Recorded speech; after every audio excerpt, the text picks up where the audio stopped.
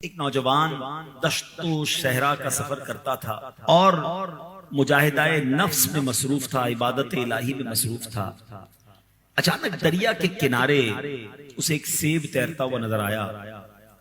اس نوجوان کو بھوک نے ستایا تھا، سیب اٹھایا اور اٹھا کر کھا لیا۔ تھوڑی دیر بعد احساس ہوا کہ یہ سیب جو ہے یہ تو کسی کا مال ہے، بغیر اجازت میں نے کھا لیا، کہیں ایسا نہ ہو کہ میں اس سیب کی وجہ سے اللہ کی بارگاہ میں پکڑا جاؤں۔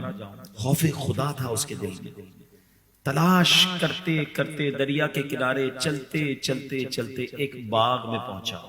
دیکھا وہاں سیب کے درخت تھے، سمجھ گیا کہ اسی باغ کے درخت سے سیب دریا میں گرا ہوگا اور دور کسی علاقے میں میں نے سیب کو کھایا ہے۔ باغ کے مالک کے پاس پہنچے، یہ گئے ان کے پاس اور جا کر کہا کہ حضور میں آپ کے باغ کا ایک حق، ایک سیب میں نے کھا لیا ہے، اللہ کے لیے مجھے معاف کر دیں۔ تو باغ کے مالک نے کہا ایسے تو معاف نہیں کروں گا۔ وہ سمجھ گئے تھے کہ بندہ بڑا کمال کا ہے، اس کو اور امتحان میں ڈالنا چاہیے۔ اور انہوں نے کہا کہ تمہیں میری مزدوری کرنی ہوگی، باغ کی رکھوالی کرنی ہوگی 12 سال تک، 12 سال ایک سیب کے لیے۔ لیکن نوجوان جانتا تھا کہ دنیا میں تو کسی کا بدلہ چکایا جا سکتا ہے، آخرت میں تو مارے جائیں گے۔ کہ ٹھیک ہے حضرت۔ 12 سال محنت کرتا رہا، مزدوری کرتا رہا، مالی بن کے کام کیا۔ آفٹر 12 ایئرز، 12 سال کے بعد کا حضرت اب تو معاف کر دیں، کہ نہیں ایک اور بھی کام کرنا ہوگا۔ میری ایک بیٹی ہے، اس کے اندر 4 عیب ہیں۔ آنکھوں سے اندھی ہے، پیر سے لنگڑی ہے، زبان سے گونگی ہے، ہاتھ کے بغیر تمہیں اس سے شادی کرنی ہوگی۔ نوجوان کہتا ہے پھر تو معاف کر دیں گے۔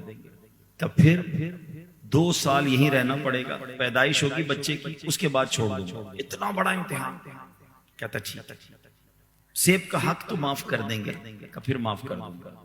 شادی ہوتی ہے، نکاح ہوتا ہے۔ یہ نوجوان اپنے جب شادی کے کمرے میں جاتا ہے تو گھبرا جاتا ہے کہ کہا تو یہ گیا تھا کہ اندھی، لنگڑی، لولی، بہری، مگر یہ تو آنکھ بھی سلامت، کان بھی سلامت، زبان بھی سلامت، پرفیکٹ، خوبصورت دوشیزہ۔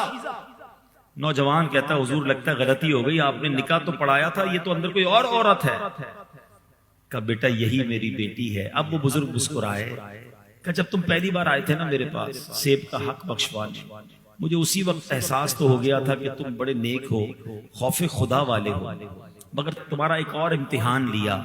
12 سال تک تم اللہ کی رضا کے لیے میرے پاس کام کرتے رہے، جب میں نے جان لیا نا تو پھر میں نے تمہیں اپنی بیٹی سے رشتہ کروایا ہے۔ سنو میری بیٹی لنگڑی نہیں ہے، اس لیے لنگڑی کہا تھا کہ وہ بے پردہ کبھی اپنے گھر سے باہر چلی ہی نہیں ہے۔